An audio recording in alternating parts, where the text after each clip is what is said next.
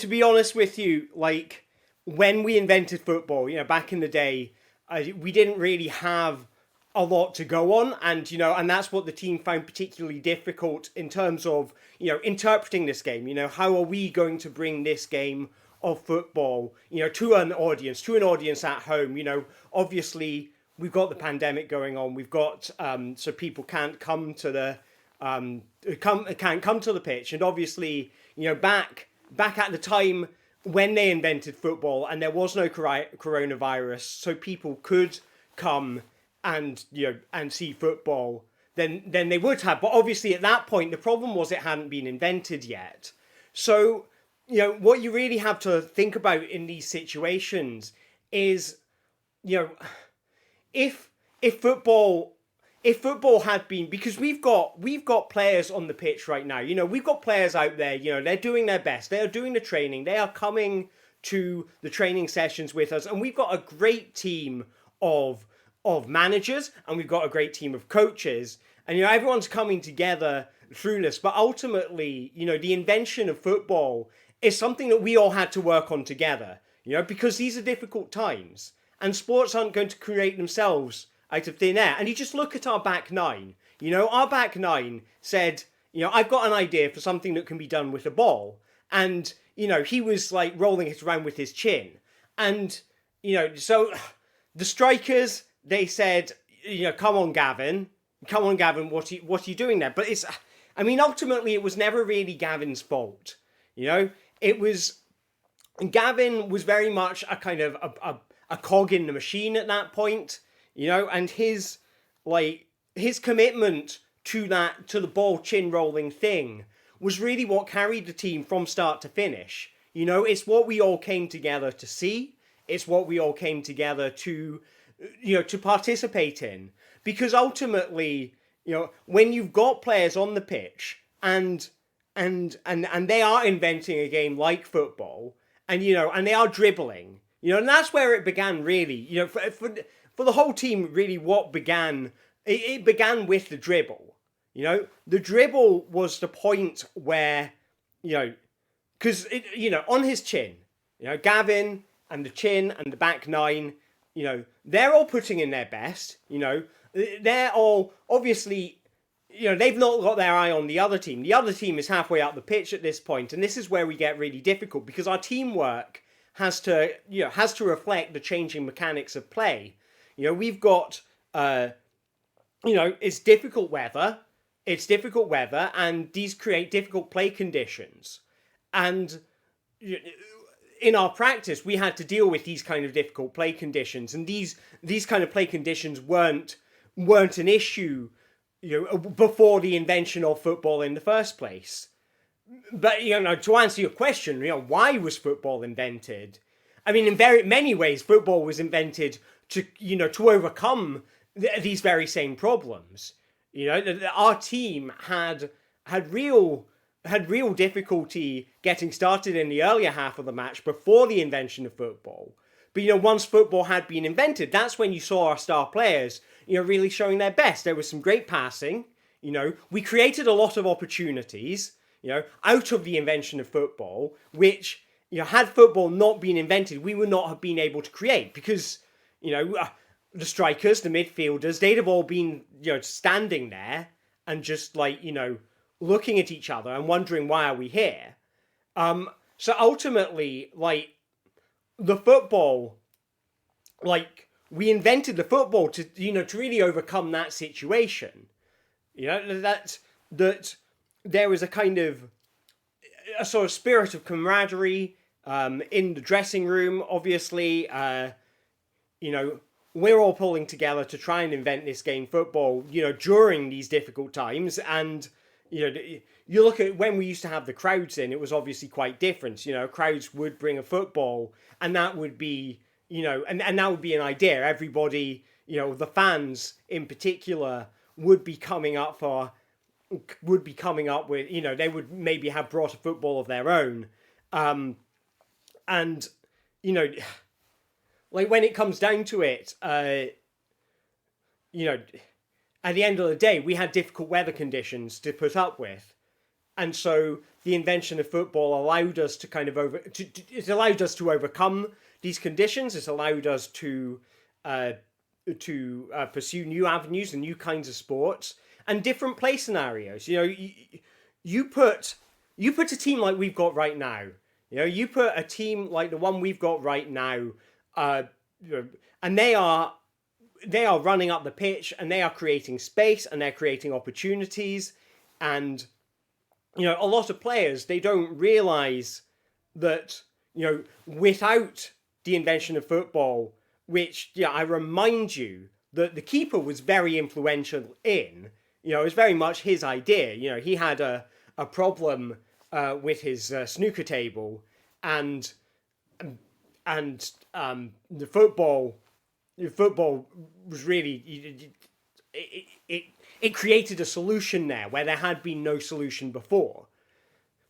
When players all come together onto the pitch and they're kicking the ball around and they're asking each other why football was invented. I am the person they come to, as manager, that you look at the line referee obviously having a role to play in this, and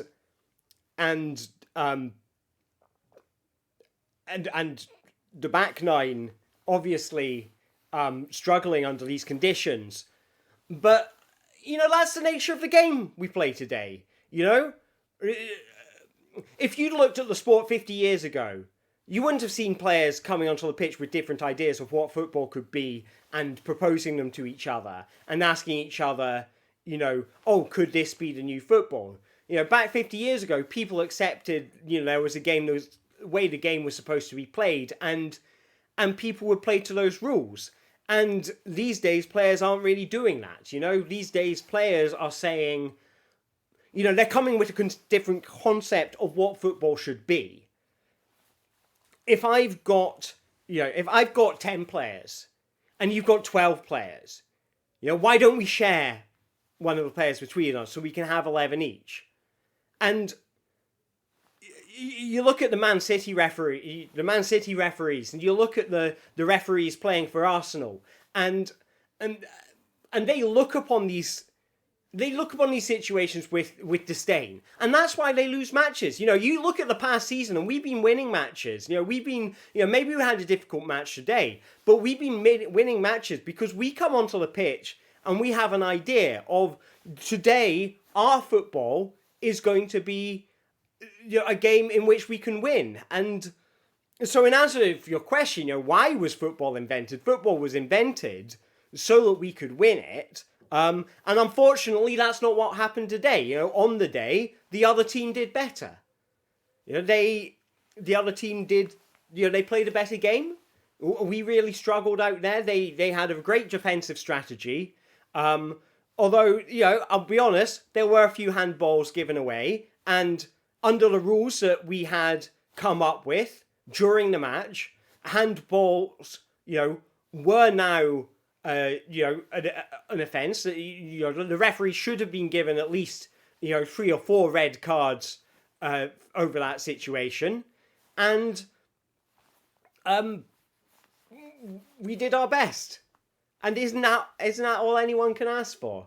At the end of the day, we came up with a new sport that's called the football ball, that's about kicking around the concept of football, and we nearly won at that. We didn't win today. The other team beat us. That's difficult. We all have to go home. We all have to go back to the dugout and think about how we're going to approach the next game and the game after that. Obviously knowing that we have not succeeded in this game, but we did play admirably. The boys got together and they tried their hardest. Niels, if you could end that question with a question mark, that will go into the thing. So thank you for coming. What are the different player positions? Players take positions on a lot of different issues. We are living in a time where, there are a lot of issues at stake. And there are a lot of positions that players could take. Now, as manager, it's not my job to say to the players, what issues they are allowed to take a position on and what issues they aren't. But the important thing is that we have a team that is taking positions, that we have positions in the front nine and we have positions in the back nine. We've got the midfield, obviously, very important position, and then we've got, the main 11 and the number 5. And the number 5 is playing a crucial role in this. But, as manager, I don't go out into the crowd. You're not fucking it up, Niels. Just end stuff in question marks. So as I was saying, the player positions.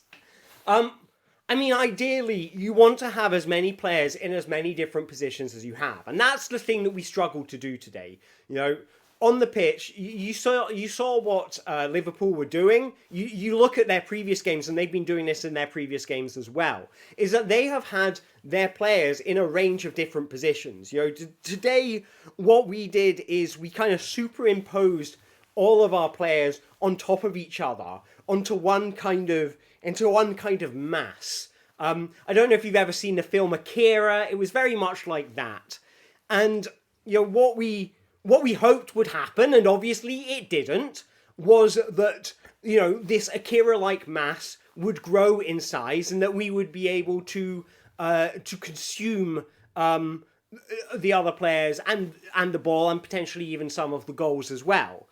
This didn't happen. The players just got very warm. But, this is... Look, we've been playing hard. We've been playing our best. We haven't had a great season. But what we have had is this sense of independence among our players. That players can say, okay, I will go into the number 5 position. And the player who is in the number 5 position is going, good. While you do that, I'll be looking for opportunities. Now Liverpool, they found a lot of opportunities, but you have to hand it to our players. Is that our players were looking for opportunities, and there's a difference. When you look at how this affects the league table in the long run, opportunities looked for and opportunities made. That's something that all comes down to position, and the positions that the players have on the pitch is kind of arbitrary in the general sense of the word. But in the context of football, what we're really talking about here is a kind of paradigm shift in the way that the game is played. Because, so we had problems with the line referees, and and I honestly, I thought that was a bad decision. I thought it was a bad decision on behalf of the goalkeeper. I thought it was a bad decision on behalf of the other line referees who chose not to take a side on this. But, we were given a red card. We shouldn't have been given a red card. That's my position, and that was the position of all the players on the team. And, unless the player positions are respected like that, unless there are different player positions that they can take, where, a player could choose to take a position of, being high up, maybe on top of the goal, like swooping down like a bat and like hanging on by their feet. That could be a position that a player could take. But, like the imagination of our team plays such a role in this, and the coaches are in some way to blame for that.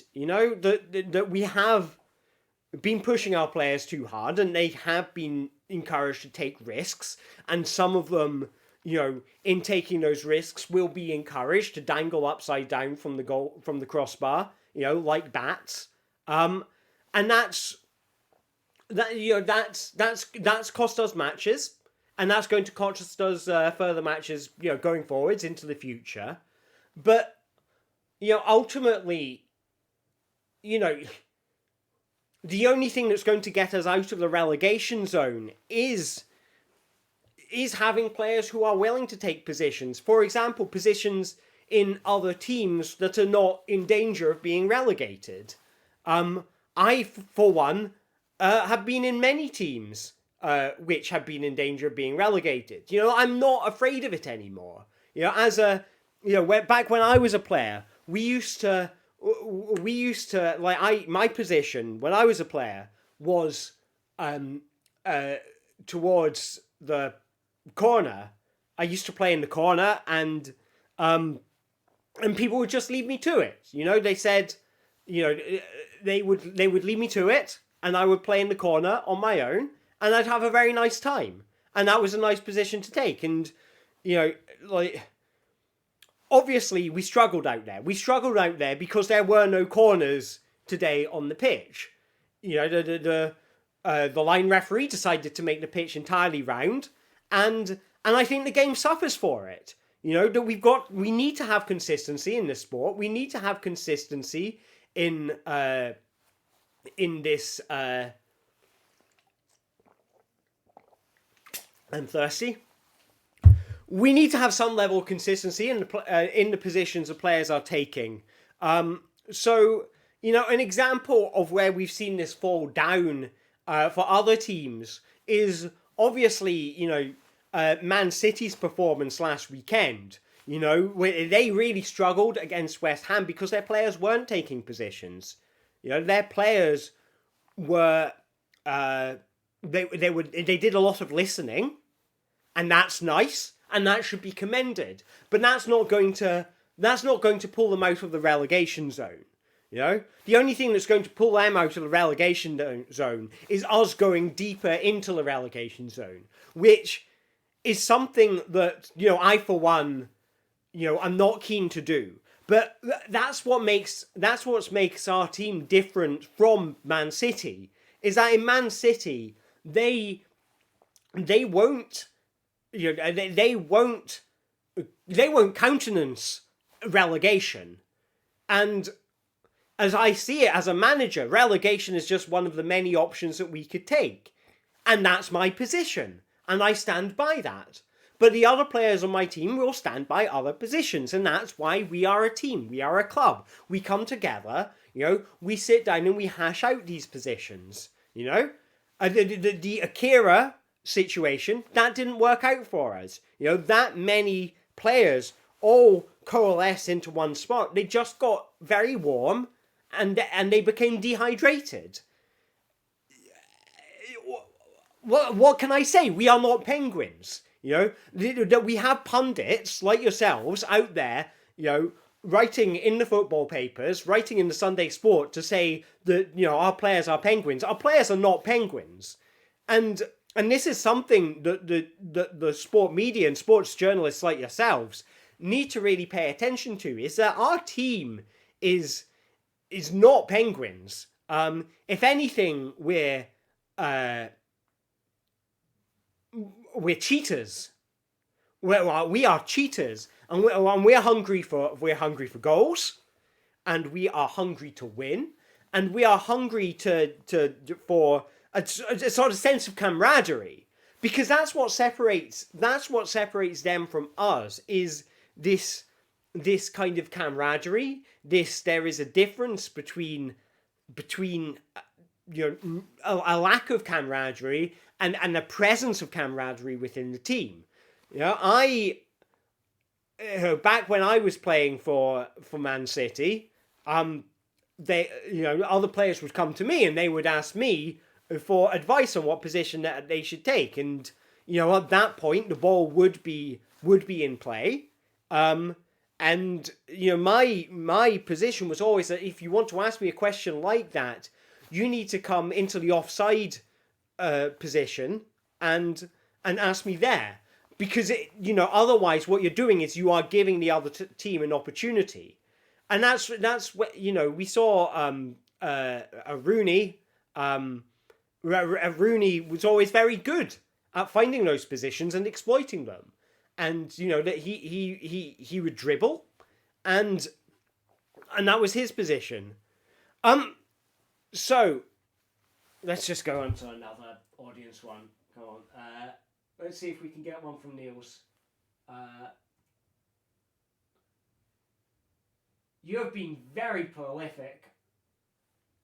I might reset just to make sure that. What on earth is that? The Bestes goal. I have no idea why it's not understood what an I is. But I'll reset Leon to get some of yours back up. But I want to have a bigger range of audience questions being answered. So here's one from Niels. If you were the ball, would you prefer to end... I should go behind the camera. If you were the ball, would you prefer to end up in a goal, or would you prefer to end up besides the goal? I mean, you're really asking two questions there, and that's what makes it, very difficult to deal with questions like these. Obviously the first question is, if I was a ball, would I prefer to end up in a goal? But we also have this second question being asked here, which is, if I was a ball, would I prefer to end up besides the goal? Now, one thing that I've observed, as a manager, is that there are various situations in which a ball could end up in a goal. And, and these aren't down to me as a manager, because I'm not on the pitch, I'm on the sidelines, I'm in the dugout. That's very much the players. But, to put, as a team, what we're trying to do is we're trying to put ourselves inside the ball, figuratively, but also literally. One of our training methods is that we all coalesce, inside the ball. Often when we've kind of taken our kind of Akira-like form, where we're all huddled together and getting very warm, but not being penguins. And we will get inside a large ball and roll around to feel like, what does it feel like to be a ball? Now, honestly, the first question that you're obviously asking there is, what did we discover? And I'll tell you what we discovered. We discovered that being inside that ball is not a nice place to be. But the second question that comes out of this is a slightly less obvious one. And that's the question of, once we're inside that ball, would we rather be in the goal or would we rather be besides the goal? And to be perfectly honest with you,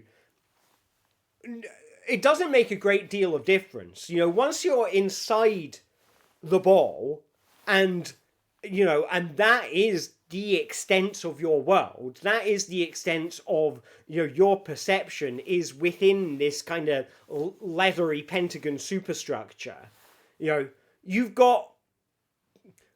are multiple situations in which you would decide that, that you would not want to be there. But ultimately, you're not going to notice whether you're in the ball or not, in the goal or not in the goal. Personally, I would rather not even be in the ball in the first place. I would rather that they dressed up a ball to look like me. Maybe they put a wig on it. Maybe they give it a little, suit and tie, gave it some sunglasses. That's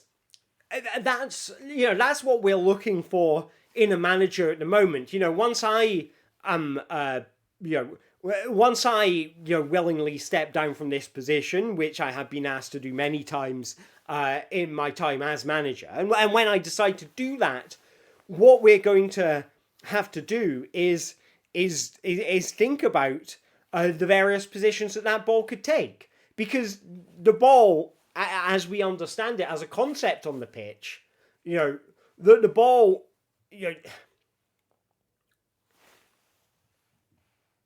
if the collection of 11 players and myself inside the ball were to be beside the goal, I think there would be this sort of sense of a lack of fulfillment. That we would know that there is a goal that we could be in that we're not in right now. But when I'm talking about a goal here, I'm not talking about, the scoring goal. I'm talking about a spiritual goal, a conceptual goal. The goal of, we all want to be better footballers, And when we are inside that giant football, poking our heads out and looking at the outside world, I think as an entire team, we all agree that this is not where we want to be. You know, this is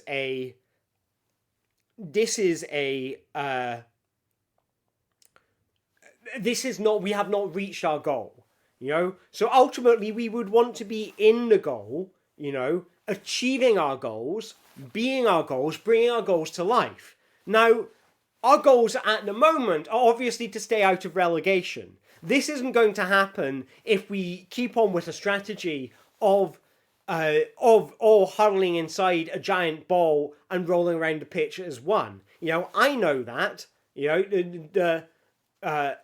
the club owners know that, but you know, I'm brought in as manager. If the team decides that they all want to get together in a ball during the match just to feel what it would be like to be the ball, who am I to stop them? You know, I could be making substitutions, and I could be playing the offside rule, but ultimately, you know, the offside rule isn't going to catch you if you're onside. And that was the problem with the team this week. That is where we fell down, is, you know, when the other team was creating opportunities, you know, we weren't taking them because we were all huddled up inside this football. And we were getting very warm, and we were getting very dehydrated. And some of the players were getting grumpy, you know. You look at Vardy, you know, Vardy was getting grumpy. And he wasn't even in the team. He was just on Twitter, you know, tweeting angry comments at us, you know. And I think that is not respectable behaviour. I think that goes against the spirit of the game. And I don't think he should be doing that. I think the FA needs to come down hard on behaviour like this. But unfortunately, our team, you know, now that, you know, the players are all stuck inside of this giant leather ball, and, you know, this ball has now been taken to hospital, they're trying to cut them out of it. It's actually quite a tragic situation. You know, not least because they're so warm in there, huddled up like they are, like penguins. That this is going to have a detrimental effect on team morale. You know, and we've got to look at this match, and we've got to look at what happened, and we've got to, you know, try and put that behind us, and look forward to the next games and going, no, we don't want to be a ball, you know, in hospital. You know, we would rather be a ball next to the goal. Even better still, we would want to be a ball in the goal, you know, achieving our goals, scoring a goal, you know, maybe getting out of the relegation zone, because this ball of human footballers, you know, it would be very hard for the opposing goalkeeper to kind of roll them out, you know, back onto the pitch. You know, I don't think that Peter Schmeichel has that in him, to be quite honest. And that's, you know, that's not just my opinion. That's the opinion of UEFA. That's the opinion of the FA. You know, they made a ruling on this. I stand by it. But in this current situation, you know, our ball of players is not in the goal, and it's not next to the goal. It's in hospital. You know, it is in hospital with terrible injuries and being very warm, you know, to the point where it is starting to become dangerous. And this is something that UEFA needs to make a ruling on, because we can't let, you know, this kind of shameful conduct continue in this sport. You know, we've got the sponsors to look out for. We've got sponsors, you know, who don't want to see this kind of behaviour because it makes them look bad. It makes the fans look bad. I mean, imagine if we were to get all the fans to roll up into one giant ball and roll around into the goal, and, you know, what would that do for their self-esteem? You know, all huddled up like that, getting warm. You know, they'd get sad, and you know, Man City, obviously that's something that they're going to do. You know, that, you know, I wouldn't put it past them. You know, off the record, I wouldn't put it past them. So, onto the question of the best defence is a good offence.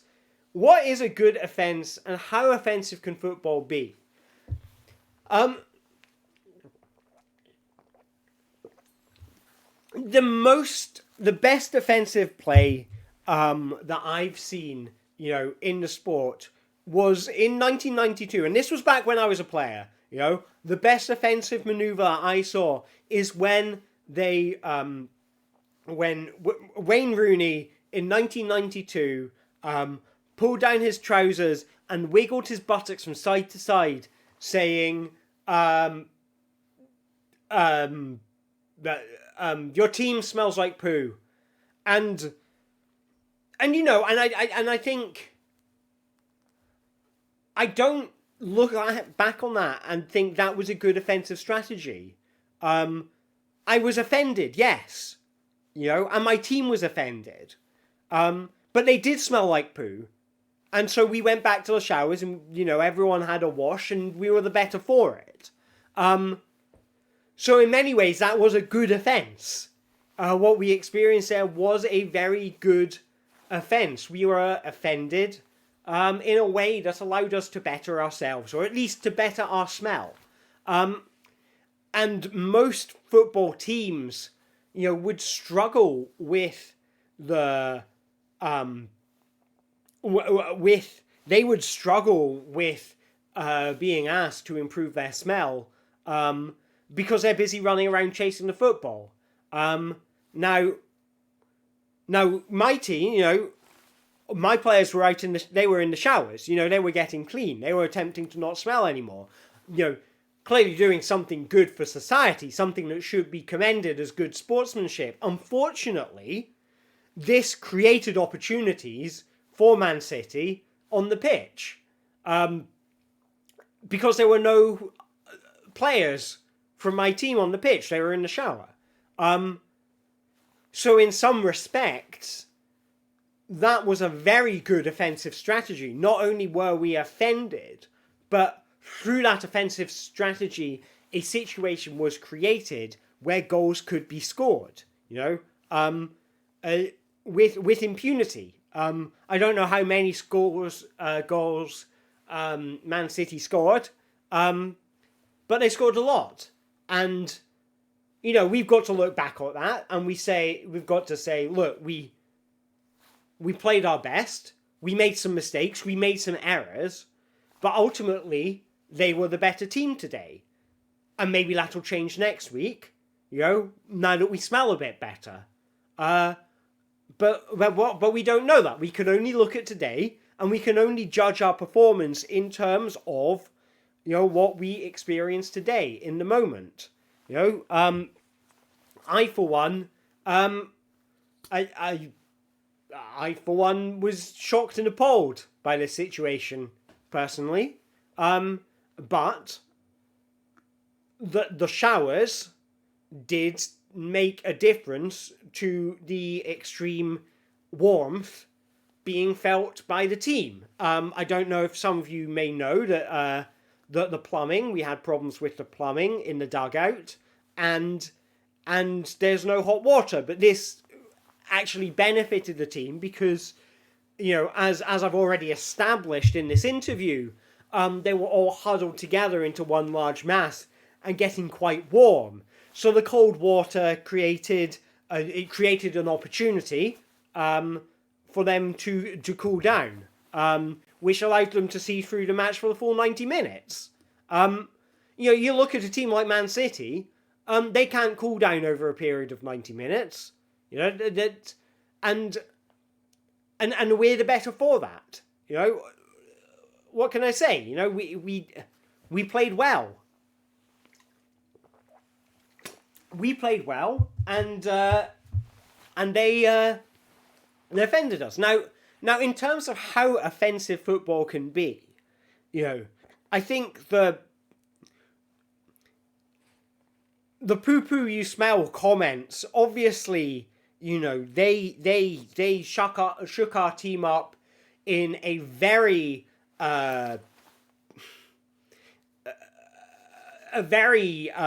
strong manner. That the shake-up was obviously,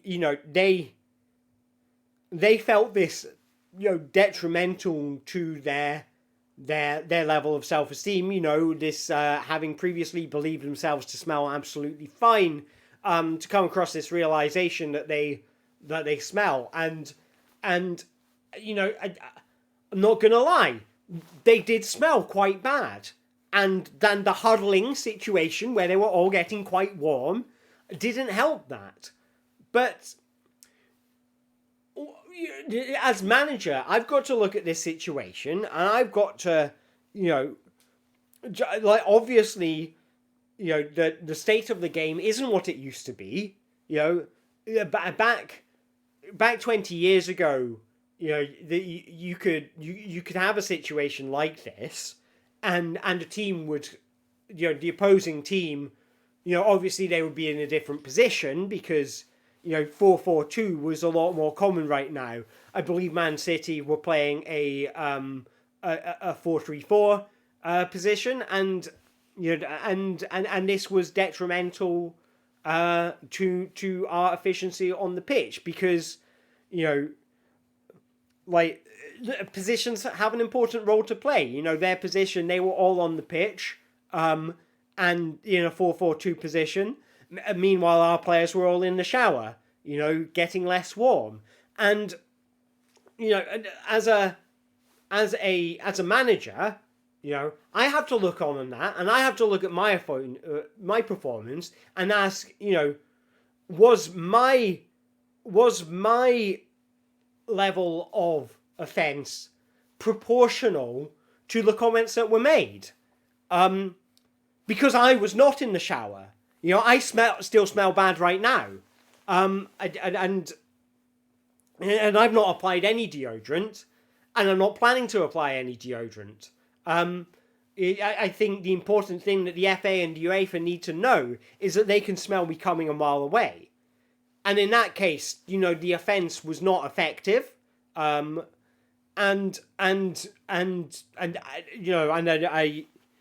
would like to believe that I'm not getting defensive over it. But I don't think that I smell as bad as Wayne Rooney claimed I did. And I would challenge Wayne Rooney to come to me right now and to tell me that I don't smell that bad because I think I smell all right. I think I smell like daisies and roses and chrysanthemums and with and I just think it's mean. It's mean. It's unprofessional, and he shouldn't be acting like that. He's a very bad man, and he said some very mean things, and then that won them the game, and they shouldn't be allowed to do that. That is not fair. We tried really hard. We tried really hard to play the best football, and we kicked the ball and we kicked it so well. Obviously I wasn't there doing the kicking. I was in the dugout. Maybe I kicked sometimes, but that was an unrelated situation. That was a game I was playing on my own, and you have no right to ask about it. But the important thing is that we shouldn't be allowing players like Wayne Rooney to pull down their trousers, to wiggle their bums at us, and to tell us mean things, because that's bullying, and I don't stand for bullying in the sport. I don't stand for bullying in the wider world as a whole, and I think we need to come down hard on it, and I think UEFA needs to take a stand. I think the FA needs to take a stand. I think the sponsors need to take a stand. I mean, look at these guys.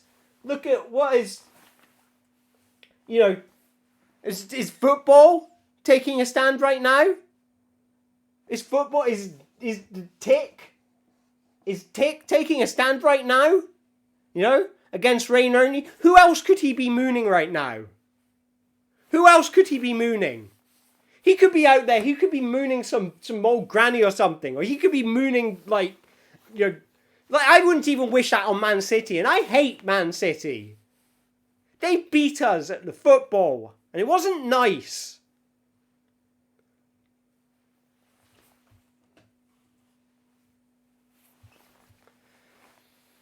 Do I think switching players during the game is a good idea? And how many times should I switch the players?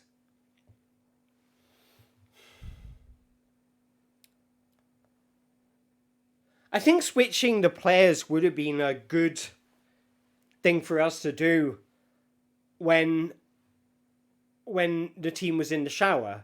You know, if we'd made substitutions, so if at that point I had made 11 substitutions, and so that, you know, the players who are on the pitch could go to the shower and, you know, cool down and be less warm. And I'm sorry, I'm still sad about Wayne Rooney. He hurt my feelings, and I don't think that's right. And you know what? You know who I'd switch out? I would switch out him. I would switch out him from his team. He can't come along here and tell me that me and my team smell. I don't smell. I smell nice. Smell nice. I don't smell bad in a bad way. So, should switch players? Yeah. You got Wayne Rooney on your team, switch him. Switch him out. Get rid of him. He's not nice. He's mean. He tells people they smell, even if they don't. And sometimes he tells them they smell when they do, and it's kind of helpful, but that's not my point. I think, in a general sense, switching players in the game is a good idea, and it is one of the things that we failed to do in this match. And as manager, that's on my back. That's on my back because I should have made that call, and I didn't. You know, and the sponsors and the organizational team, obviously they're going to be looking at this match performance and they're going to be putting it all on the manager, you know. And I say, what about the players? You know, not one of them made a decision to switch themselves out. Okay, I think switching players out is a really good idea, but you can't expect me to be the one to make that call all the time. You know, I'm just look at me, I'm one man. You know. There's 11 of them out on the pitch running around, huddling around like penguins, getting really warm, you know, turning into an Akira monster and huddling like penguins, like, you know, and yes, it is my role to switch them out and say, you get off the pitch, I'm putting in a substitution. But just once could one of them switch themselves out, you know? I don't get paid enough for this, you know? You look at those footballers, they get paid, like, hundreds of pounds to play football for 90 minutes at a time. And you look at me, you know? I'm doing this for free, and they expect me to make all the decisions, you know? This is not my... Like, switching players shouldn't be in my job description, but it is. Someone thought, oh, Muggins here, he'll do all the switching. You know? Yes, switching players in the game is a good idea, but I shouldn't have to do it all the time. It's not right. I don't like it. It's too much pressure. It's just far too much pressure, and it makes me feel like, you know, no one's looking out for me, you know? And the rest of the team should be looking out for me, and they should be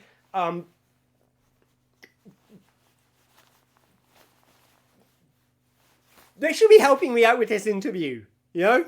I've been here speaking for 46 minutes to you people, to you paparazzi with your cameras and your Sunday Sport articles and your exclusives. And you come in here and you say, oh, let's go to the football man. Let's go to the football man. Oh, he'll be good.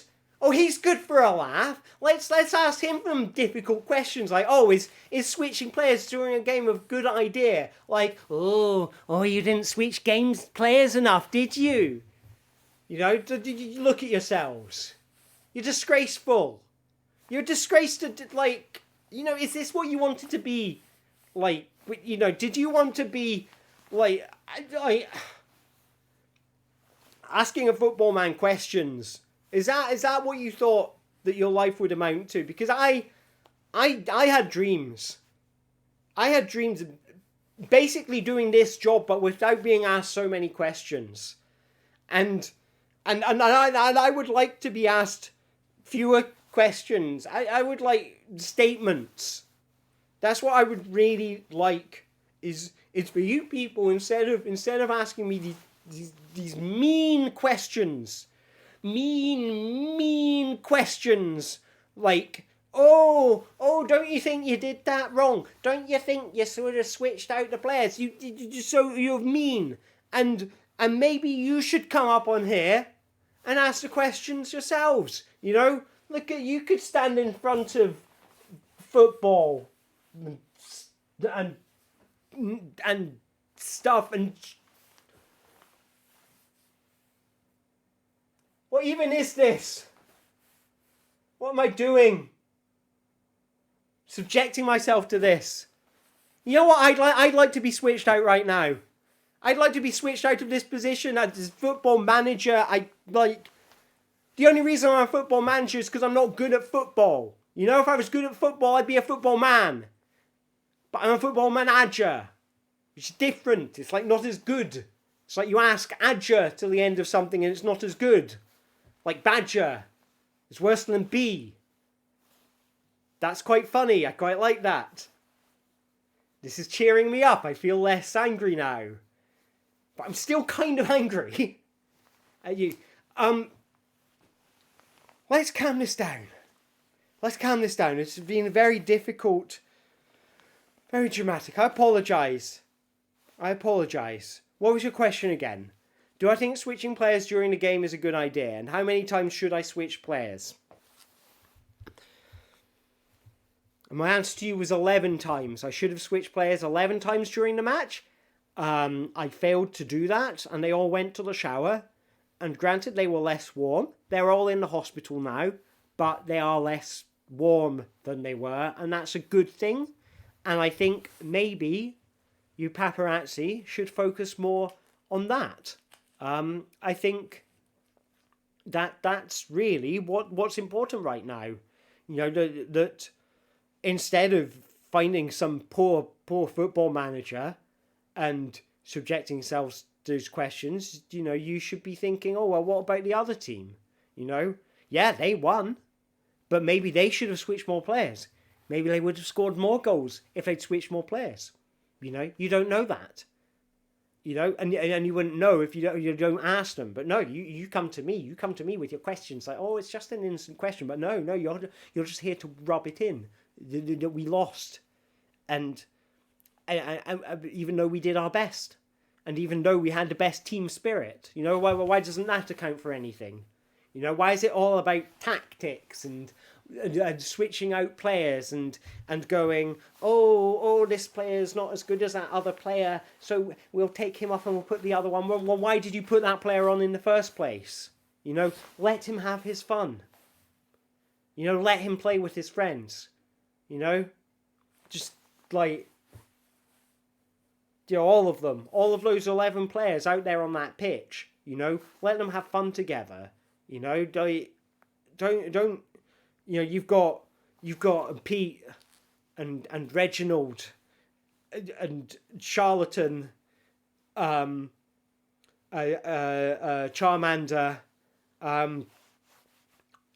John Bananas and John Kelvin, and the 5 other players. You know, and you're saying, oh no, let's take John Bananas out and replace him with Gavin from accounts. You know, Gavin from accounts doesn't know any of them, and without John Kelvin around, John Bananas feels uncomfortable because he doesn't like to be the only John in a situation. You know, it's good to have a couple of Johns. They've got something to share, something to talk about. You know, that's what's important here. That's what this is all about. Is that we put these players on this pitch and we expect them to run around for us. But who's... Well, you can't put that on people. You can't put that expectation on a bunch of football men to say, run around for me and my entertainment and for the betterment of the team. Like, you can't keep on doing that. How do they decide who plays on which team? they have a wheel. They have a wheel, and they spin the wheel, and they put that everybody puts a form of identification on the wheel, and it's usually their own identification, but sometimes it's the identification of a friend or family, just to make it a bit more exciting. It's nice to get a bit of surprise. John Bananas, you put your mum's credit card on there, so now your mum is our mid-back defender, and that's the way it goes, and that's what happens. And unfortunately, she ended up on Man City, and she was quite good, and that's one of the reasons we lost. That they landed a great set of players, including Mrs. Bananas, and Mrs. Bananas is a very strong player. She knows how to get the ball into the back of the net. She knows how to get it into the front of the net. Basically, all parts of the net she is very good at getting the ball into. But largely it's out of my hands, I end up with this team of, no offense to them, they're nice people, but they're not exactly good at football. They were huddled up like penguins today, getting very warm, none of them doing anything about it, none of them doing it, they all wanted to be in the same position, and they were, and then they got very warm, and you've got to look back at that situation and go, that was a bad play, and as a manager, I've got to own that. But ultimately, they've got,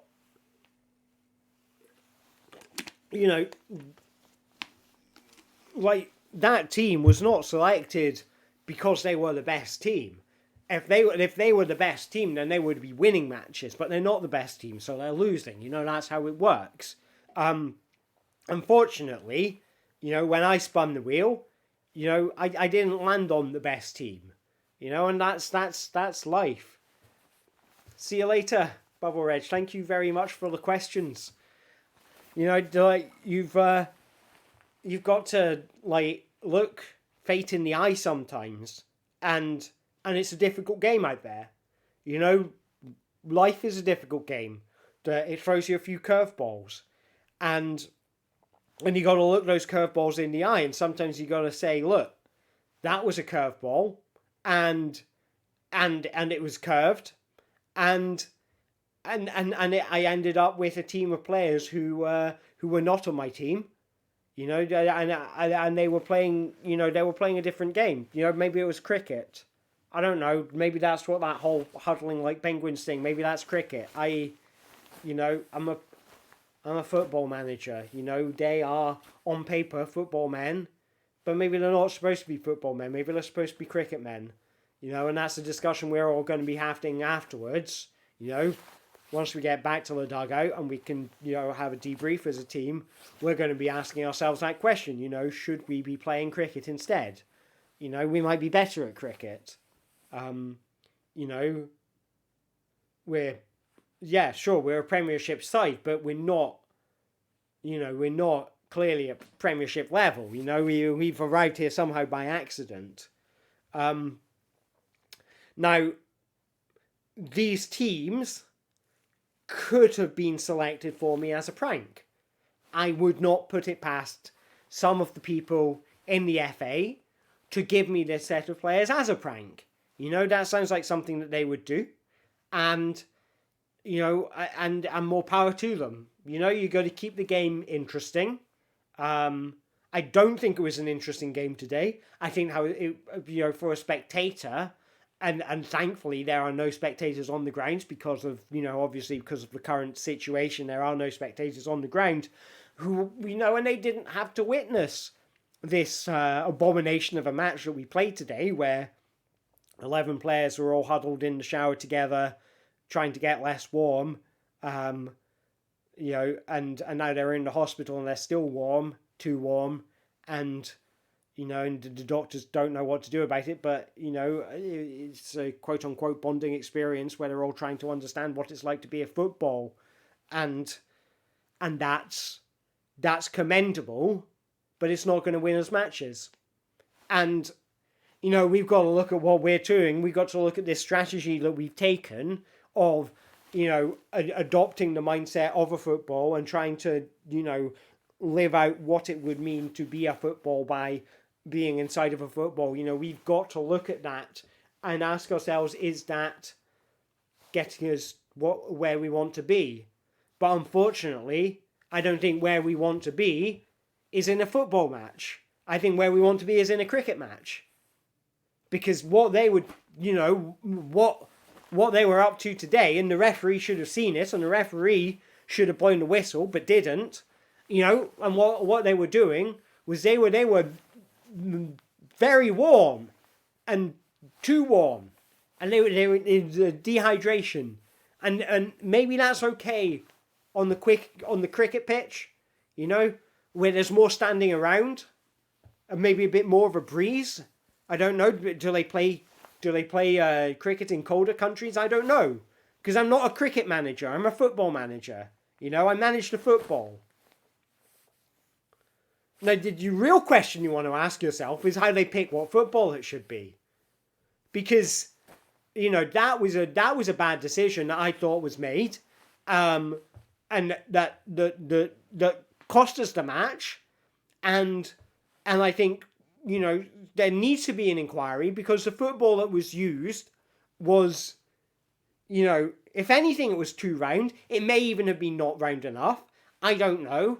I'm not a ball scientist, but what I do know is that we should have won today because we had the most team spirit, and they don't measure for that. Not anymore, Back in the 90s they measured for it, Oh, yeah. No, things were much easier back in the 90s, but we don't live in the 90s anymore. The year's 2021. You can't get away on team spirit anymore.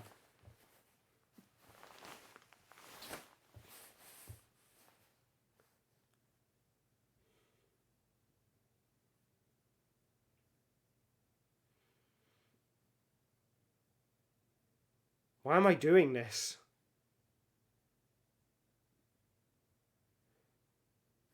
Why am I a football manager? When I started it, I was like, oh, they'll put me on one of the good teams. And they didn't. They put me on one of the bad teams.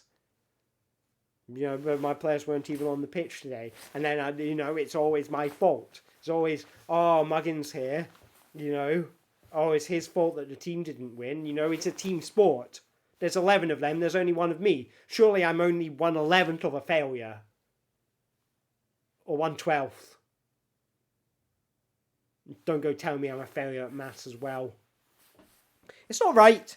It really isn't right. It's a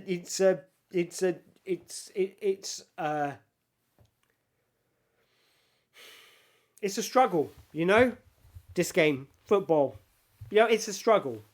And, maybe you pundits out there, you tabloid writers, you're just looking for a shot. If you want to see some poor manager getting sacked and you can point and laugh at him, that's all well and good. But, you got to understand that, that my job is difficult.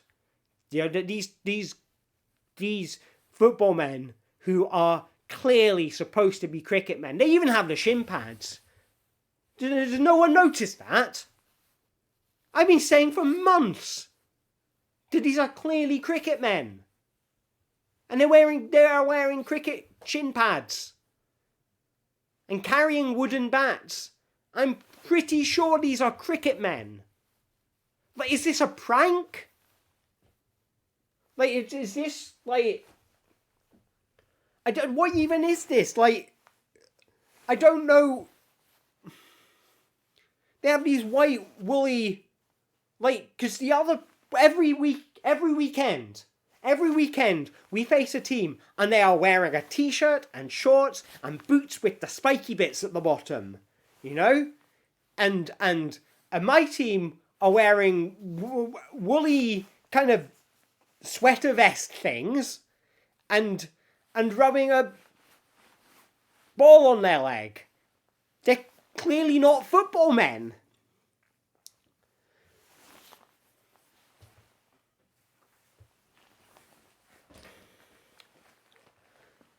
So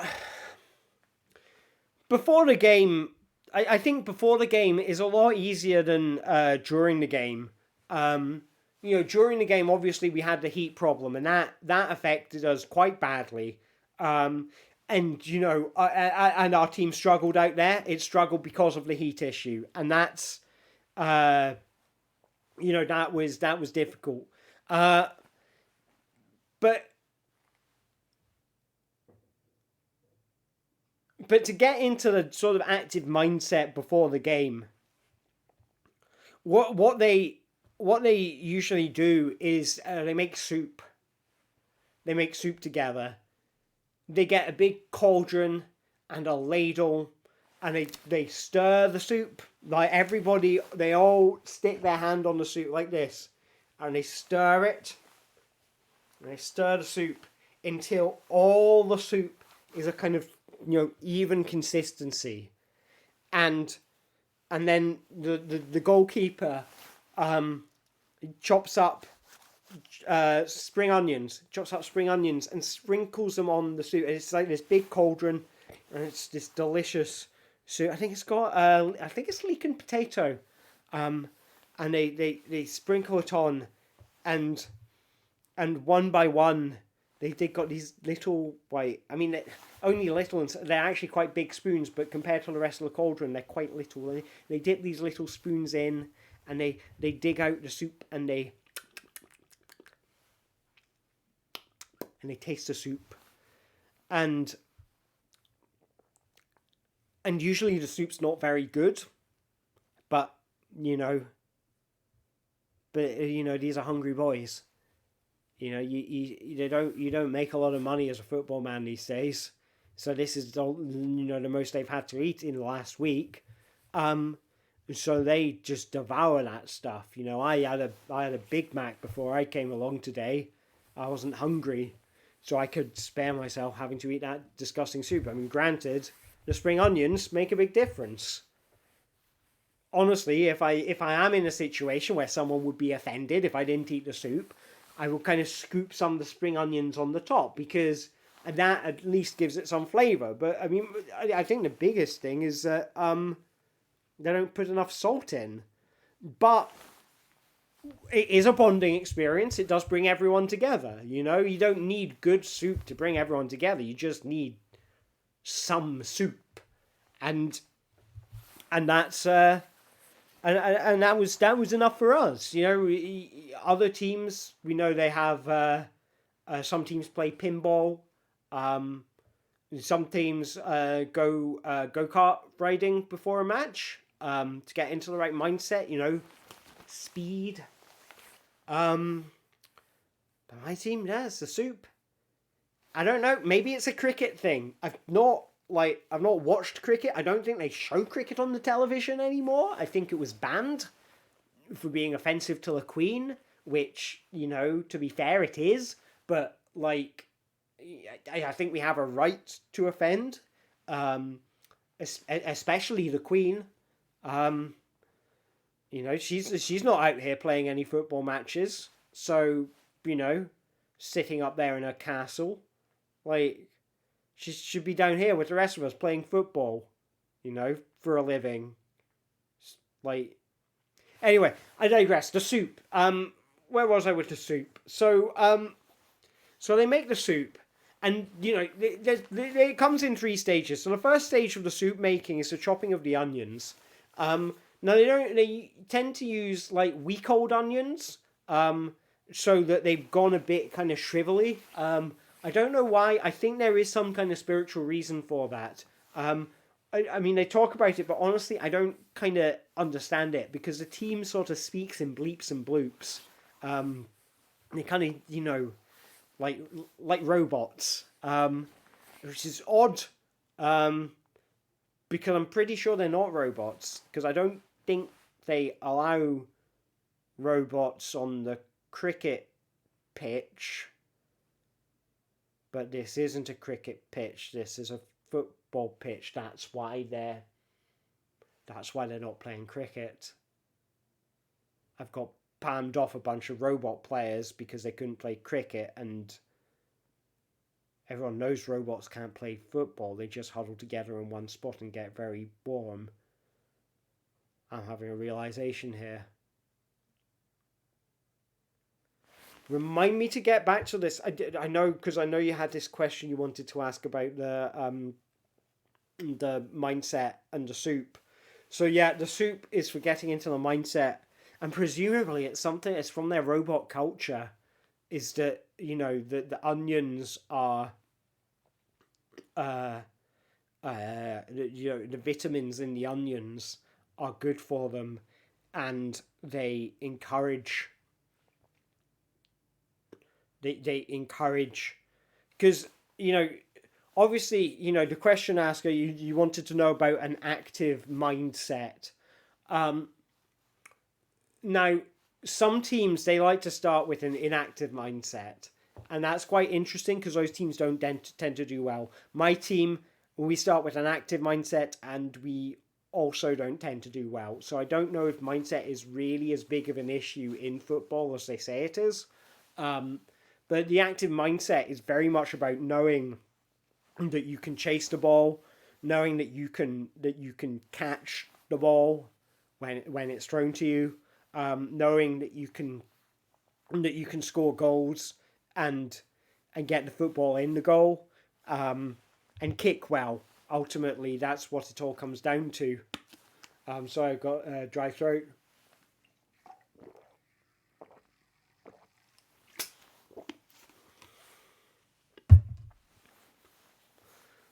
So, you know, kicking the ball, chasing the ball, being the ball. It's all part of that mindset. And the soup, because once you got a nice bit of soup inside of you, is that, you know, because it's very hot, the soup in your stomach, and you find yourself needing to run around to cool down, and that's what makes them very active. The soup is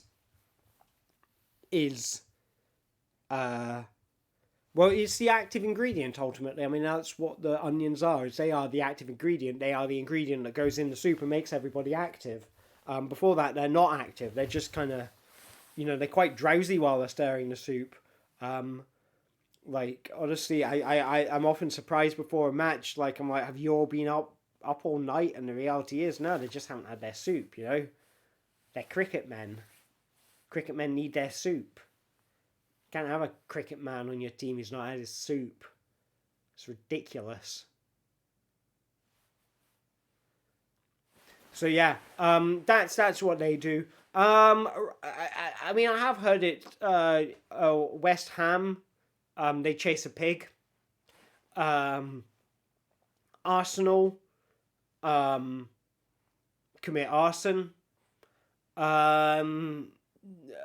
Liverpool, well, they play pool, obviously. Chelsea, they swim out to sea. Southampton, they watch YouTube videos, like not even motivational ones. They just watch whatever makes them laugh. I think that honestly, like, that's what makes them such a good team. You know, that they're not focused on winning as much as they are just, you know, making each other laugh, just having a good time of it. And I think that's what's important in this game that we call football, is that everybody has a good time of it, everybody has a laugh, everybody looks out for each other, you know. At the end of the day, you know, the active mindset is, to be active is about, it's not about being active at winning games and kicking goals and things. To be active on the pitch is about the dream. It's about the dream and the vision and going, who am I? You know, to be able to ask yourself, who am I? Why am I?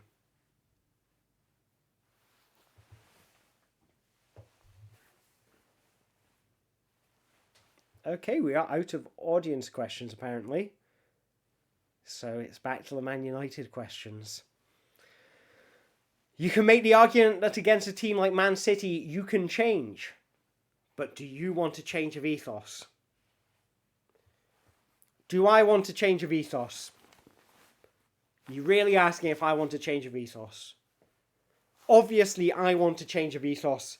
I think if anything, it's the ethos in this sport that is the worst bit.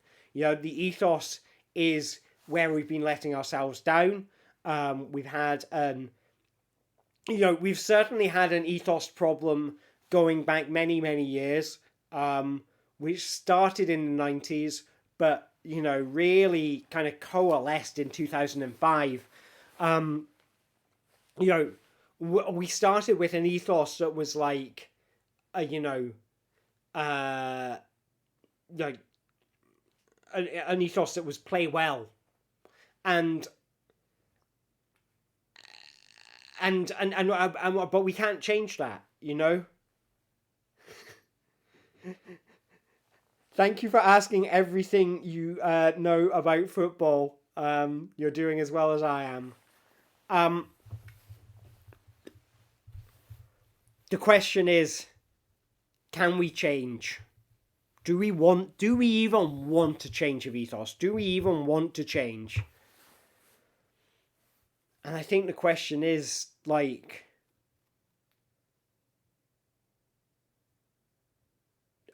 answer is that a change of ethos would affect us all in many ways. And maybe that's not something that we want. You look at the state of the game today, and obviously there are a lot of new rules that have been brought in. There's a lot of changes that we've had to see, a lot of regulations. You're seeing players these days, they are committing in a way that they didn't used to, and then other players are failing to commit, and this amount of commitment, the fact that it is variable, is one of the things that is detrimental to the game as a whole. And for managers like me who've been in this game for many, many years, and have been part of the football environment, since records began, the football records, that is. We're looking at this ethos. We're looking at this ethos of, trying to win. And we're saying this isn't what we used to do. This isn't what we signed up to. This isn't who we wanted to be when we said we're going to be football men. When I chose to be a football man, I wasn't doing it out of a will to win.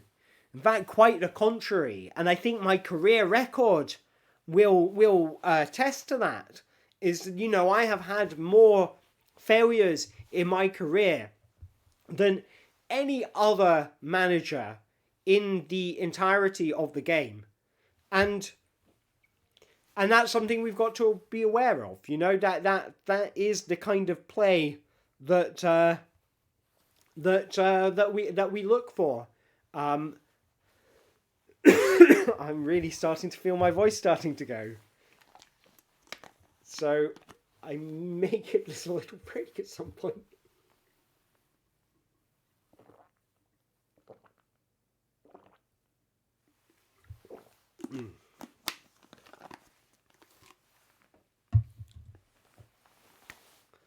So yeah, do we want a change of ethos? I would love a change of ethos. I would love to be able to say to my team, look, the ethos that you've had of, just make sure everybody has fun and is warm, I would love to look at that and say, that ethos has served them well. But I've got to be honest with the lads, it's not served them well.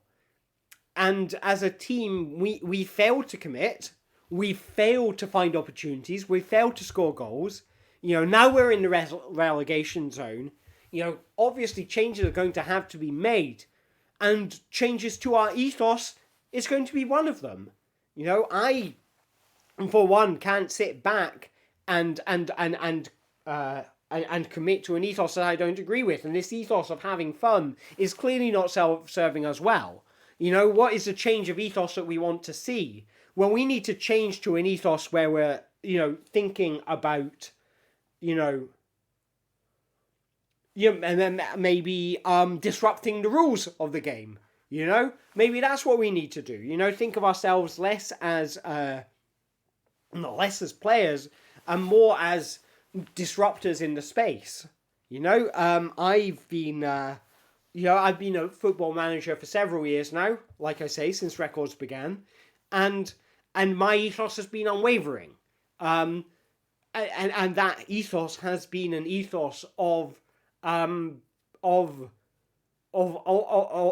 doing my best and believing in myself. This has not served me well. Man City, they thrashed us today, and I put my hands up and say that as manager I accept some level of responsibility for that.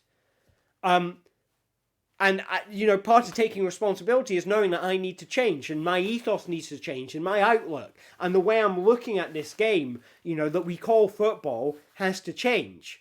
And that's what I mean, change. That's what I've been calling for in this sport for a very long time now, is change. Change to the rules, change to the regulations, change to VAR, that if we're going to use VAR to solve all of our problems, then can we not use that same technology to maybe add an extra player, to the game? And maybe that player is entirely virtual or made out of jam or something. Use your imaginations, people. Why not add an extra ball?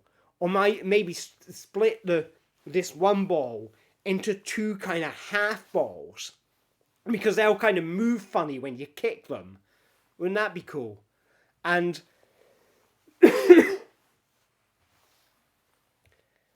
and that's an opportunity that we have in this sport. And I think a lot of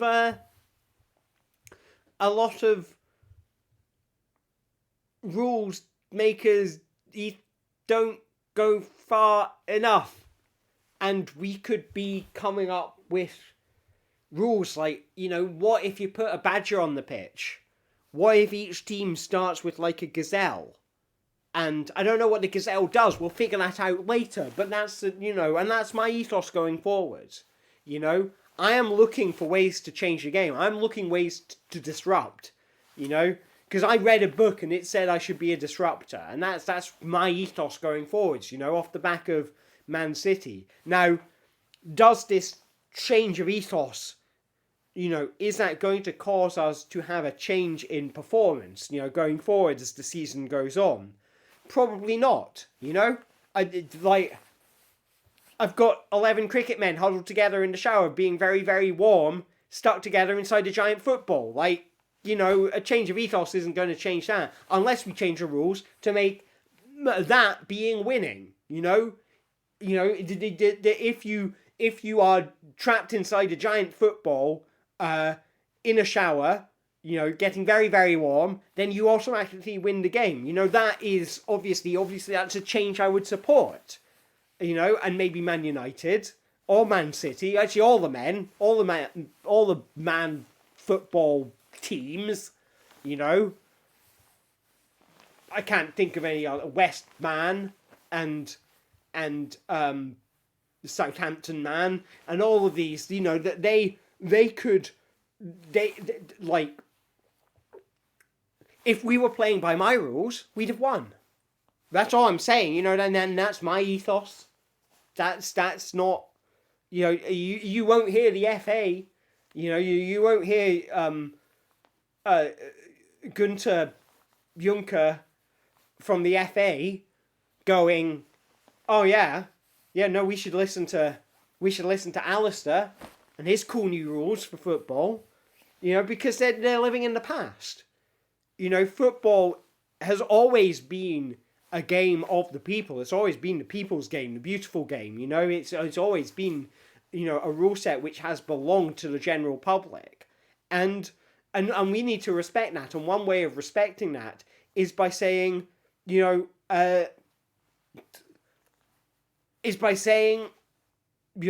let's listen to Alistair. So what are my thoughts on the offside rule? Does it go too far or not far enough? I think it doesn't go far enough, personally.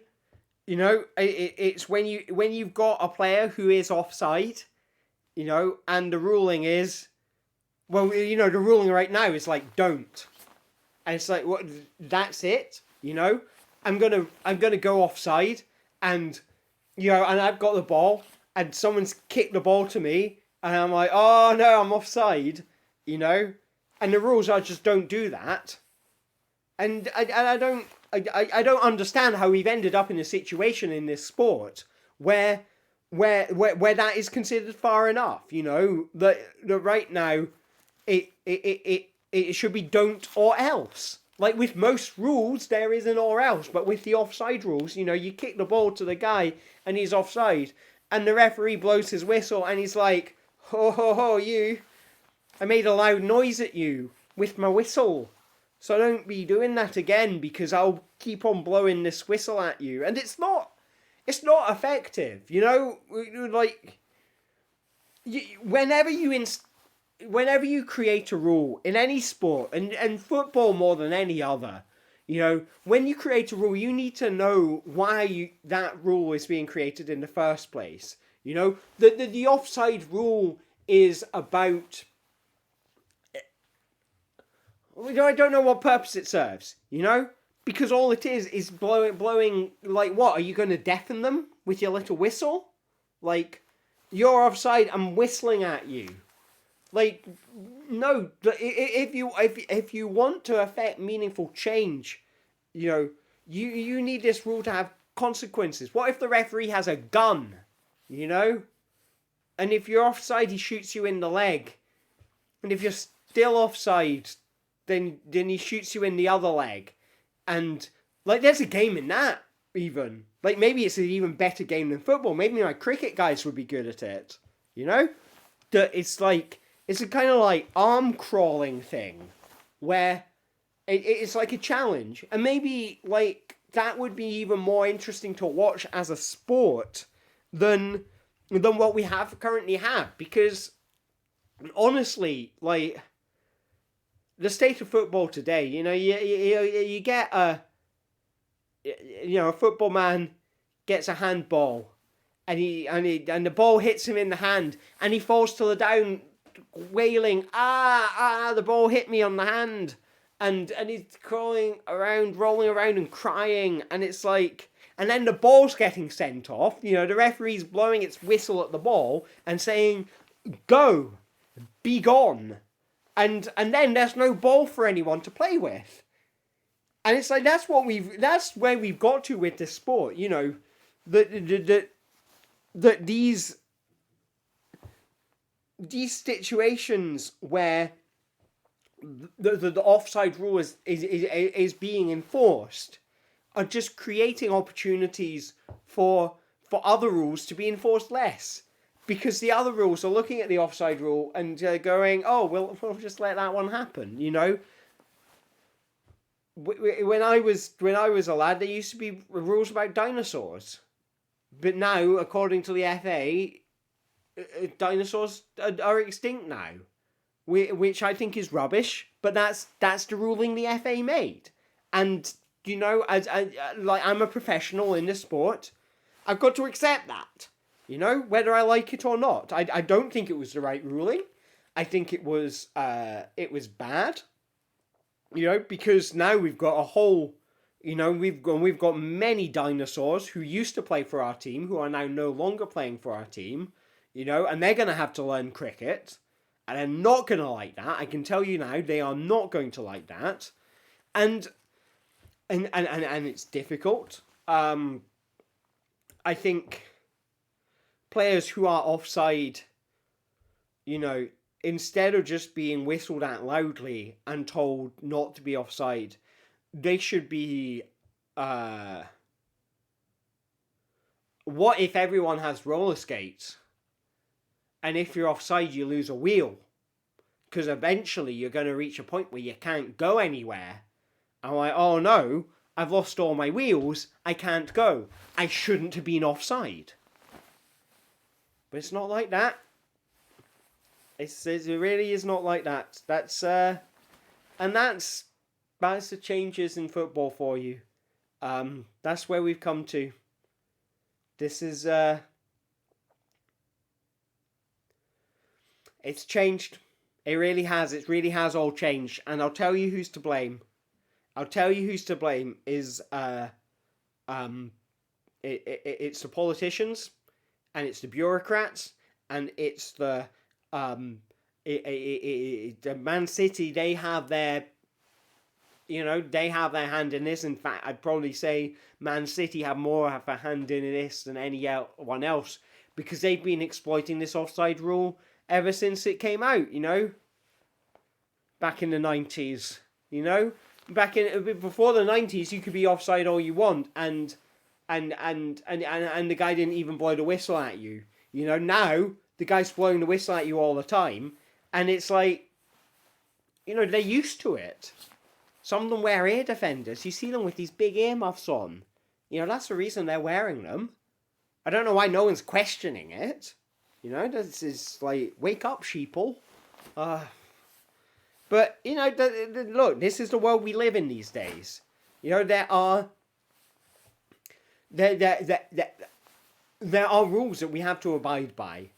And some of them are good rules, and some of them are bad rules. But, you can't just look at a rule like the offside rule and say, like, and say that shouldn't be in the sport, If anything, every rule has a right to be in the sport. And maybe everybody should be able to come up with their own rules. Maybe you decide the rules democratically at the beginning of the game. And I think that would be a fairer game. I think that would be, more equitable. It would be better for all of us. I think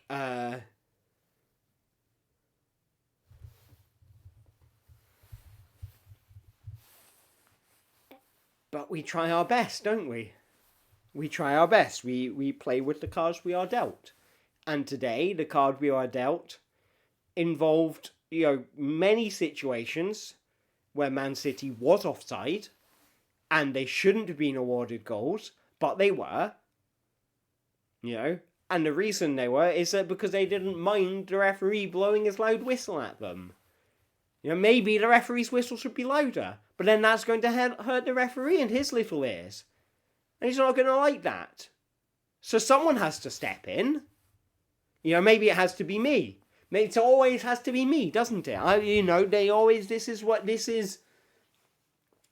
what we get, with the situation as it is now.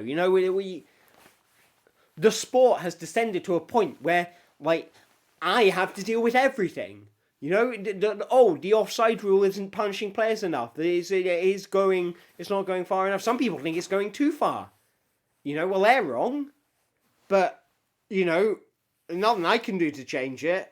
Except for the times when they say, oh, Alistair, you go and change it. This is your thing to change. Why is it my thing to change? What did I do? They give me a bunch of cricketers to train to play football, and then the cricketers turn out to be robots, and then the robots all huddle together into one point and get very, very warm, and then they all end up inside a giant football. And somehow it's my fault, and because it's my fault, I have to go and change all the rules. The offside rule. That's your problem, Alistair. Go and change the offside rule. Sure, I'll change the offside rule. I want to change the offside rule. But it's, like, being asked. That's the problem. That's what I don't like. And I don't like the fact that they can't go and change that rule themselves. I'm just a guy. I'm just me. I'm just one guy. And I can't be expected to know all the answers. I can't be expected to be the person who makes all the right changes, who makes all the right calls.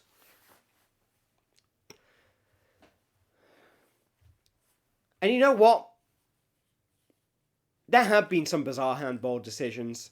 There have been some really bizarre handball decisions, and I think honestly, some of the handball decisions today were wrong, and I don't think we should stand for them. There was a point, and I don't know if you saw it. I thought it was very obvious, but they wouldn't let it go to VAR, where Man City picked up the ball and ran with it, and they ran out of the pitch, and they ran down to the corner shop, and they got themselves a curly whirly, and they got themselves a Panda Pops, and meanwhile the referee was sat on his phone playing Angry Birds, and it's stuff like that makes me furious, because we have regulations in this game. We have a code of conduct that the referees are supposed to follow, and one of them is don't sit on their phone playing Angry Birds while one of the opposing team's players is down in the corner shop getting a curly whirly and a Panda Pops while holding the ball. Like, the ball is supposed to be on the pitch. If it goes outside the pitch, then you're not doing your job. And I think it was bizarre that didn't get picked up. I mean, the ball got picked up. That was bizarre. Doubly bizarre that the picking up of the ball didn't get picked up. You'd think this is the kind of thing that VAR would spot. This is the kind of thing that VAR is made to spot. But presumably, they don't have VAR cameras in the corner shop. But they have CCTV. That's how I know that he bought a curly whirly and a Panda Pop. And it just baffles me these days. It baffles me. Some of the VAR decisions that we are seeing being made, some of the refereeing decisions that we're seeing being made, it was clearly a handball, and that wasn't even the least of what was wrong with it. And the referees let them get away with it. I mean, maybe, and I am theorizing here, is that because none of my players were on the pitch, but that makes it okay to let them get away with that, because it doesn't matter. It won't affect the flow of play. And I think that's a ludicrous decision, and I think it is unfair, because, and I'm not casting aspersions here, but Man City has a lot of money, and they could pay a lot of people to make these decisions on their behalf, and, I am not accusing anyone. I'm just saying it is a possibility. It is something that could happen. I'm not saying it did happen, but if it did happen, it would be a serious issue. And I'm not saying it happened, but I'm saying it's likely, or at least not unlikely. But I'm not saying that. I'm not accusing anyone. But I suspect that Man City are in some way responsible for this oversight. I have my suspicions. Now, you look at my team, they didn't handle the ball at all. No, they didn't even touch it with their feet. They were very respectful. They were very respectful to the ball, and in the current state of the game, that is not being rewarded in the way that it should be, and I think that is shocking. I think it's unfair.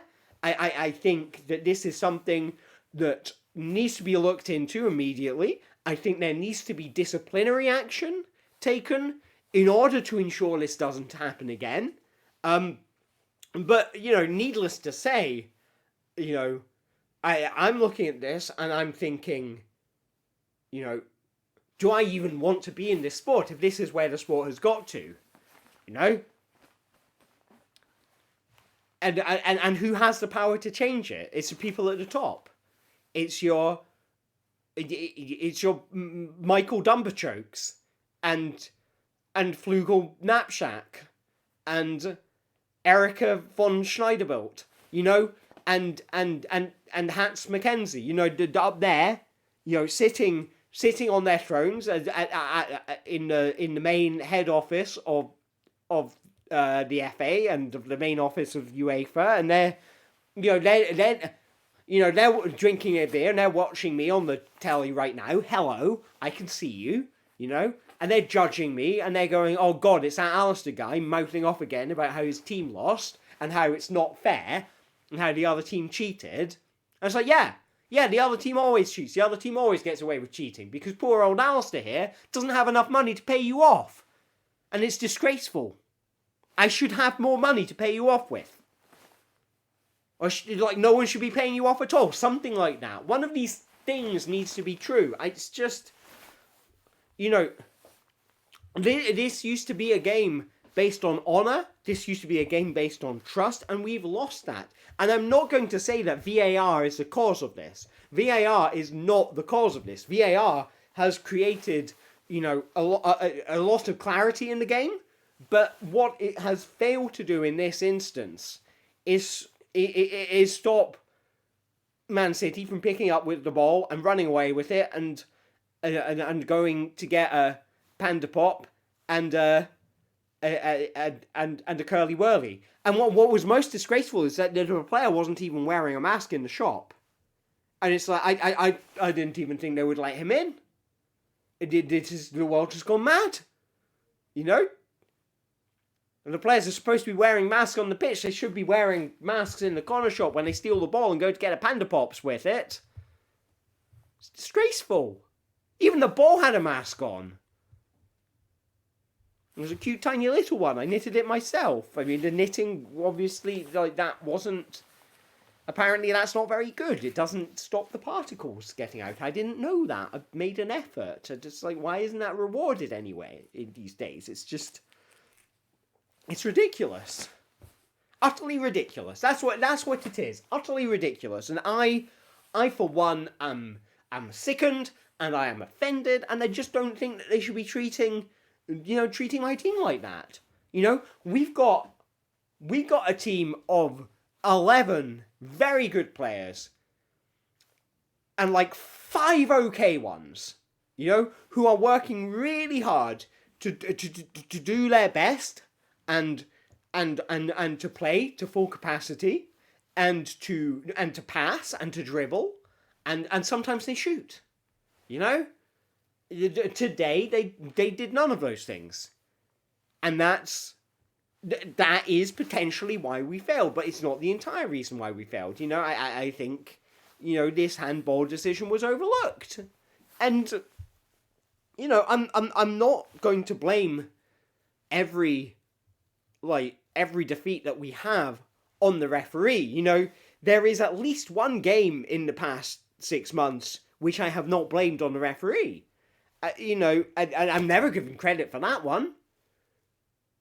No one's looking at it and going, oh yeah, oh no, and in December 20th, he was quite reasonable. No one's saying that. Everyone's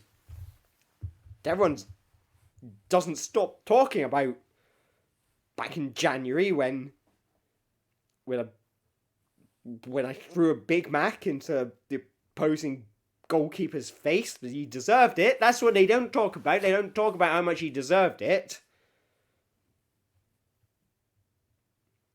He shouldn't have cheated. And that's what they always do. They cheated. The goalie, handball, right there. And I was screaming and shouting to the VAR man and the referee. I was like, that's a handball. The goalkeeper. Not only that, it's intent. He's brought gloves with him. Why would you wear gloves to a football match if you're not intending to handle a dirty ball with your hands and going I don't want to get the germs on me? And there he is doing it, and it's ridiculous, and it makes me it makes me angry, and it makes me sad. It makes me fearful. It makes me lament.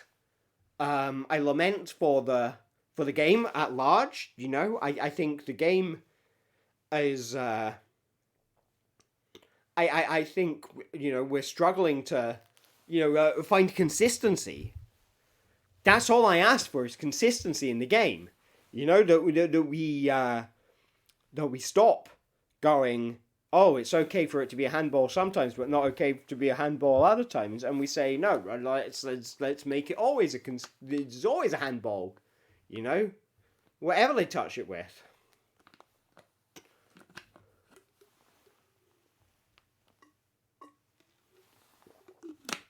So, yeah. I'll be honest, that was the best goal that I've made, and it did surprise people in this match. I mean, particularly given the fact that the other team had failed, you know, like that my entire team was off the pitch, and it was just me, the manager, coming on out the dugout, and I managed to, get the ball with my feet, and kick it around and kick it into a goal, and yeah, officially it's the best I've ever scored because none of my other goals have ever been allowed. This one was allowed. Um, I don't know why. I think the referee may have just given up on the game and was taking the piss. But I'm gonna take the win on this. We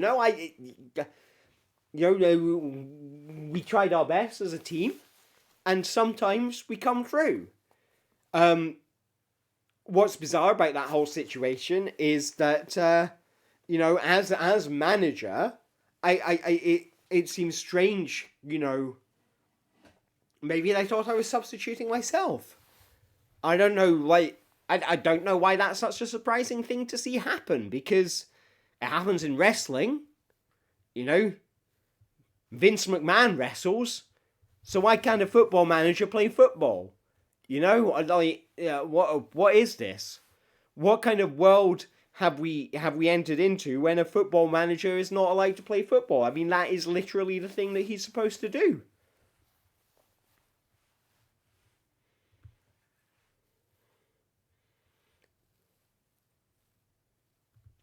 So yeah, it was good. I'm quite proud of it. I think obviously it was my dribbling was very important, and I dribbled well, and I think I did a good job of that.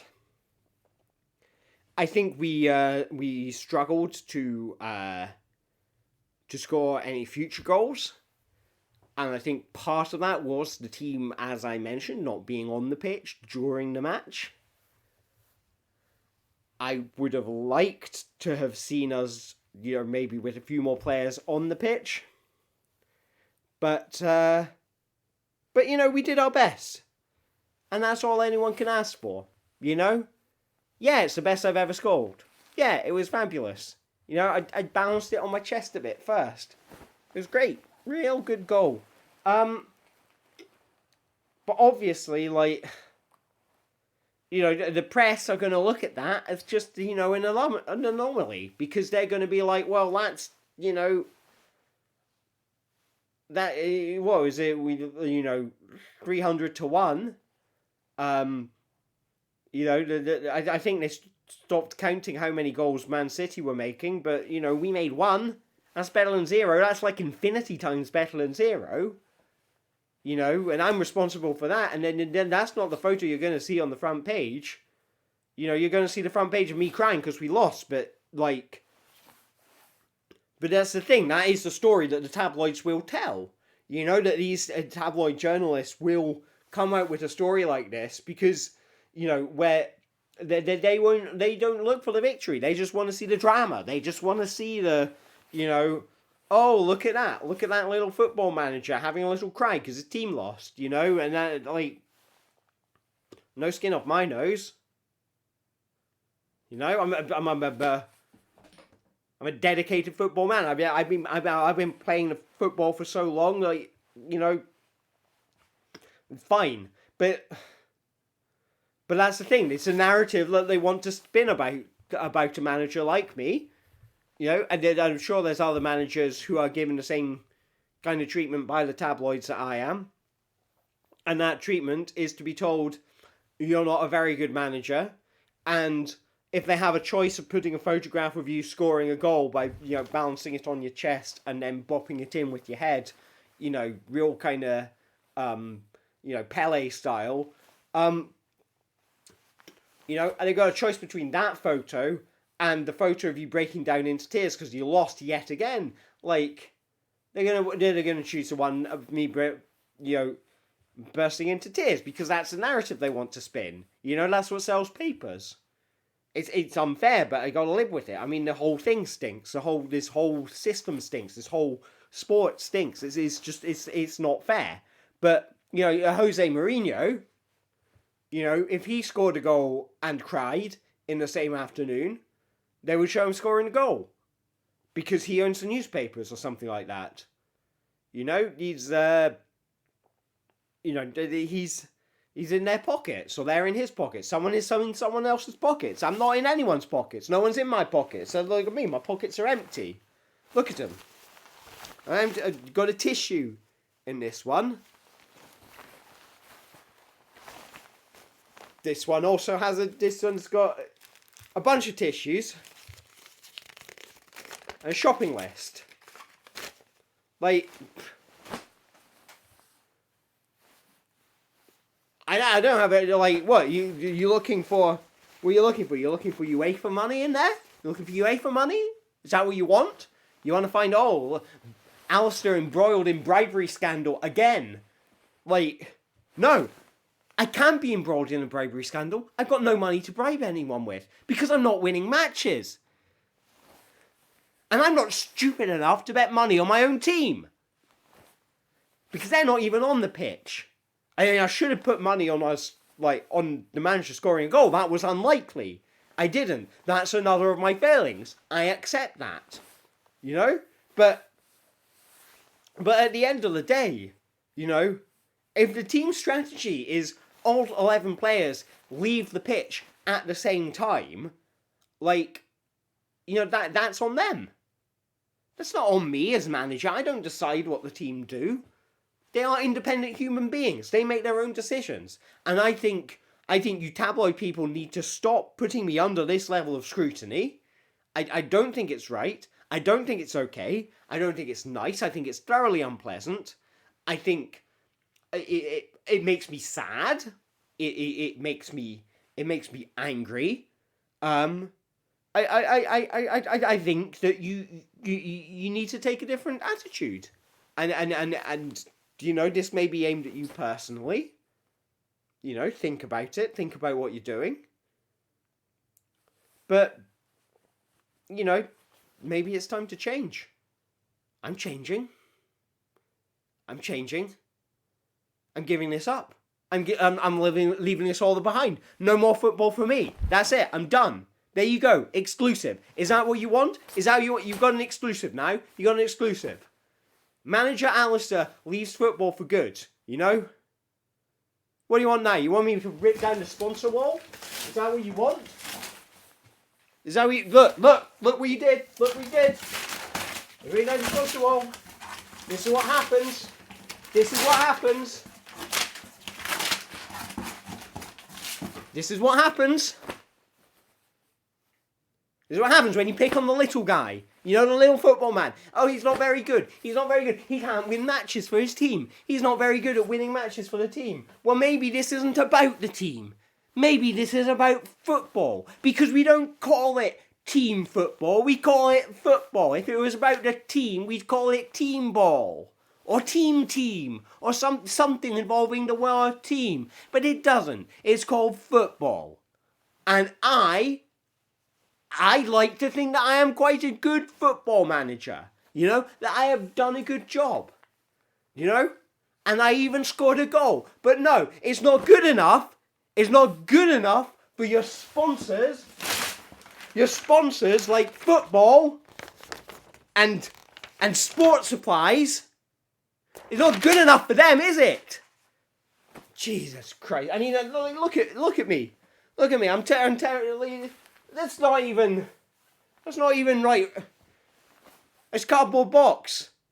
Because I can't afford a real sponsor wall, and they're all pointing and laughing at me, and you're making fun of me in the tabloids. It's not nice. I don't like it, and I'm done with it, and I'm through with it, and I'm gonna find a new career. That's what I'm gonna do. I'm gonna find a new career, whether you like it or not. I am going to be a sailor, and I'm going to be a competitive yacht sailor, and I am going to sail in the Olympics. I'm going to be in a Olympic tandem sailing team, and have a bit like the nacho based diet. Honestly, that was one of my better decisions, and I'm going to take that nacho based diet with the. I'll tell you what the nacho based diet was really good for. I will tell you what the nacho based diet was really good for. It was good for morale, you know. And when I'm gone from this sport, when the tabloids have had their say, when they've torn me apart just like they said they would, you know what people are gonna look back in 20 years time, they're gonna say, you know what, that Alistair guy, he put on a good nacho meal, didn't he? You know? And all the players are gonna look back and they'll say, yeah, remember Alistair? You know, he made us nachos. And they didn't make us fast, they didn't make us agile, they didn't make us kick better, you know, but we had a nice time, and I just don't understand, like, you know, what it is with, like, we've built up this culture now in football where what we care about is performance and winning and goals and it's stopped being about the people. It stopped being about the fun. It stopped being about the dream. I used to dream that one day that it wouldn't be two teams of 11 men on each side. It would be like one team of hundreds and hundreds of people just coming together and enjoying a football. And that dream's been taken away from me. You know? You've won. You did it. Well done.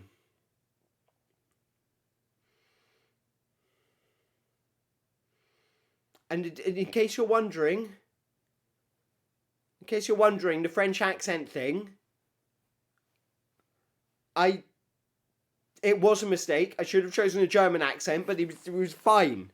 You know, that's not why we lost matches. We lost matches because the players weren't on the pitch. I've established that. And it wasn't my fault, because they are individuals and they can make their own choices, and that's surely what this is all about. You know.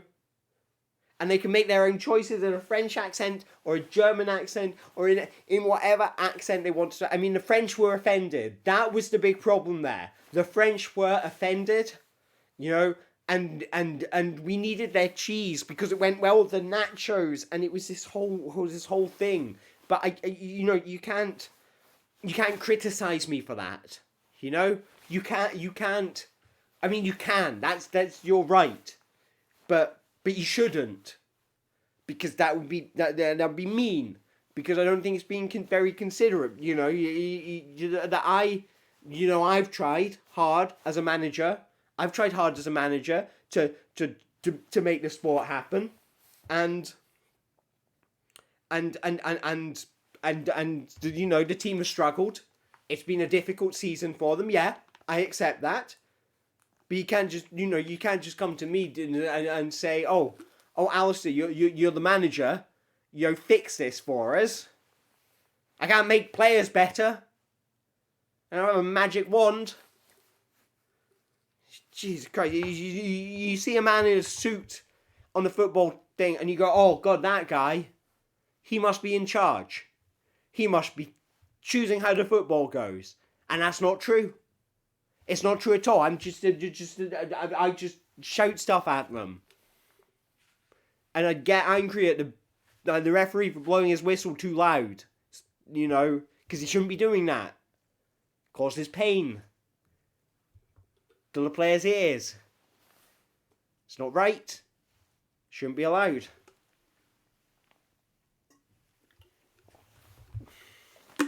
But yeah, nacho-based diet. Bad idea. French accents, bad idea. Letting all 11 players climb inside a giant football and then get stuck in there. And then get, uncomfortably warm. That was a bad idea. Do I regret my decisions? Sure, yeah, I regret my. That's what you want to hear, isn't it? I regret my decisions. I regret all my decisions. I regret being a football manager in the first place. But you know what? I'm still me. You can't take that away from me. I did not play badly. I did not play badly. How have I maintained the confidence of the team's owners? I mean, some would say that I haven't, and they would be wrong. They would be wrong. I would disagree with them. But I like to believe that everything I have shared with the team's owners has been confidential. Because I'm trustworthy. And I don't let my team down. Other teams let each other down. I don't. I'm a good person. I'm a good person playing a good game of football or managing a good game of football. I don't think it's right that I should be put through the level of scrutiny that tabloid media like yourselves want to put me through. It's not okay. It's difficult. It's put a strain on me.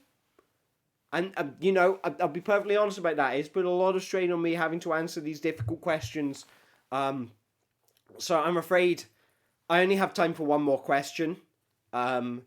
So, and when that question gets asked, that will be the last one. Because I'm through with this football thing. I'm going to go race yachts.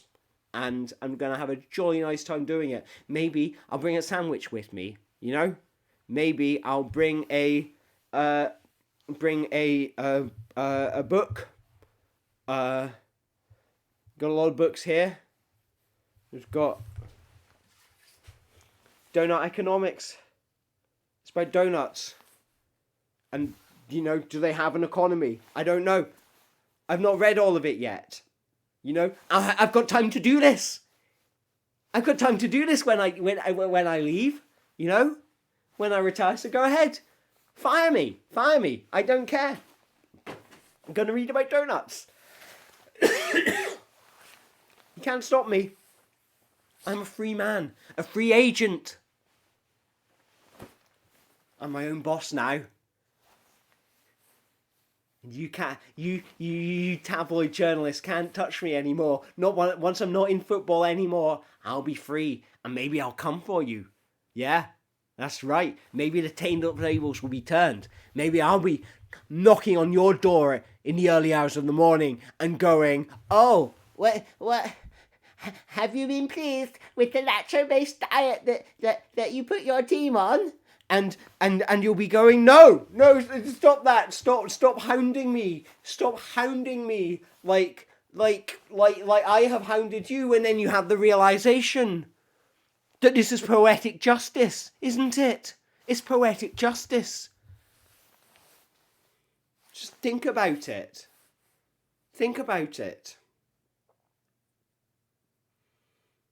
I don't see you thinking. You don't look like you're thinking. I want you to actually think about it.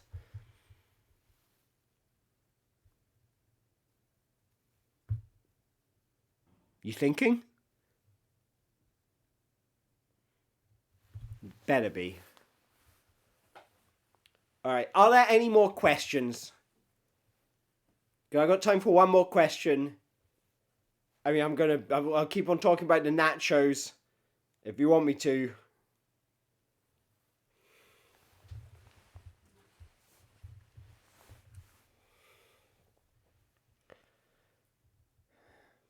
If anything, I don't think the players embrace the French lifestyle enough. I mean, it was good to see them pursuing each other's wives because, honestly, their wives were fast. Out on the pitch, honestly, I think the players' wives were better players than the players. And out on the pitch, they were fast. And so, we would play our games of tag out on the pitch, and we'd all be pursuing each other, and sometimes the wives would be pursuing the players, and they would catch them so fast. And sometimes the players would be pursuing the wives. and the players are like, oh no, I'm so tired out. I'm gonna end with the question I really like. There we go. Do I regret last year saying, haha, bet you couldn't hound me? You know what?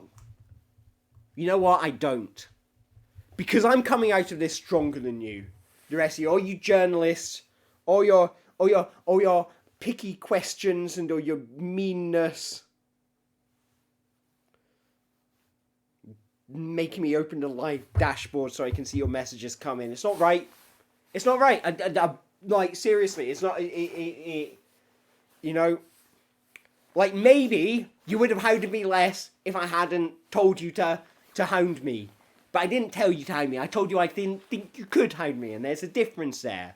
Because you could have chosen to say, you know what, he's right. We can't hound him. You know? But instead, you are like, oh no, Alistair needs to be put into his place, doesn't he? Alistair needs to be hounded until he stops taunting us. You know? Well, you've done it.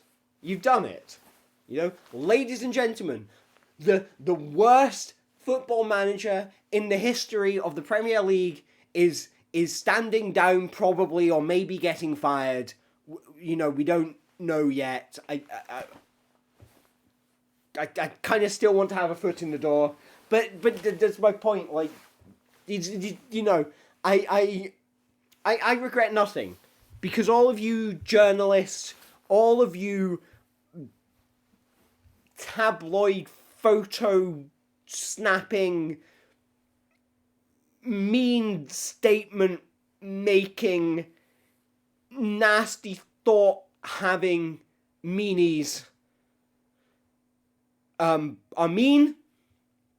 I think you should stop being so mean. I think it's very bad of you to be so mean. I think that I wish you weren't so mean, and maybe you're gonna have that realization yourselves. And I'll let you have that realization. I'll let you own that realization. You know, that's for you, because I'm moving on. I'm getting the boat. I'm gonna call it. I don't know what I'm gonna call it yet, but something that pisses you off. That's what I'm gonna call it, and I'm gonna sail away, and I'm gonna have a bright future with no more football, and no one's gonna be asking me to do a tell-all interview with Oprah, you know, because I've told you all already. There's nothing to ask, you know. 10 years in the game, and you've been coming at me with your questions of, oh, why did you lose again this year, and why didn't you bring enough players today? It's like my car is too small. It only has 4 seats. I'm like, what do you think I'm going to do? I'm going to strap them to the top of the car? It's dangerous. I can only bring 3 players. None of the others can drive. So, you know, what do you want me to do? You know? And that's why we lost. The other team is like, oh, he's only brought 3 players. Well, we could play with 3 players too to make it fair, but no, let's not do that. Because fair play stopped being a thing in the game. You know, that's what's changed. That's a big difference between you know, when I was a kid and I used to dream of being a football manager, just like all my heroes, they also used to dream of being football managers, and you know, this was my dream, and I achieved it, and that was just too much for some people to handle, wasn't it? It was too much for some people to handle, and maybe I dealt with that wrong by taunting them. You know, I you know, I'm seeing ineptitudo, you know, from the French Times, and he's saying, you know, he's saying, you know, asking me difficult questions, you know, and he's been asking me difficult questions as long as I've been in this career, and you know, and and it's not right. And, well, you know, who's having the last laugh now? Eh? Who is having the last laugh now? Ineptitudo from the FC Times or whatever it is. You know, who is having the last laugh now? Because there ain't gonna be no more Alistair hounding to be done, because I'm not even gonna be a football manager anymore. Probably, you know, maybe I might come back, but like for the foreseeable, I'm not gonna be doing it anymore. And how does that make you feel? How does that make you feel? You know, this is now you're the bad football manager. You know, and maybe I'll be the tabloid man with the camera and the dream.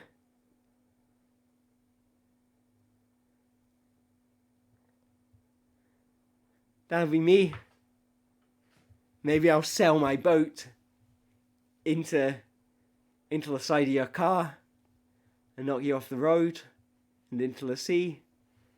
And you have to drive your way out of it. And you'll be like, oh no, if only someone with a yacht could save us. I'm like, oh, the tables have turned, aren't they? And now the tables are upside down and you're on the bottom bit. Or the top bit, but upside down. Yeah. How does that feel?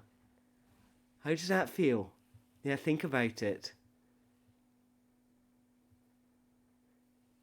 Yeah. I'm free now. I'm free, and this interview is over.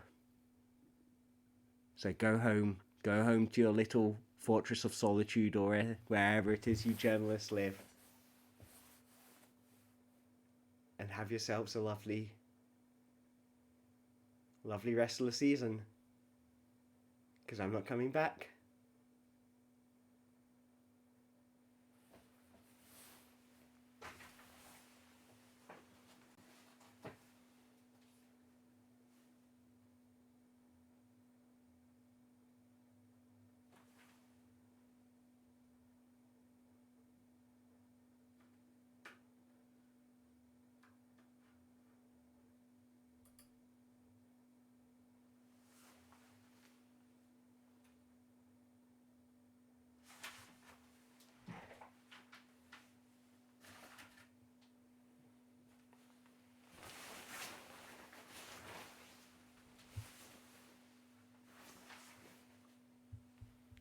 Thank you, everyone.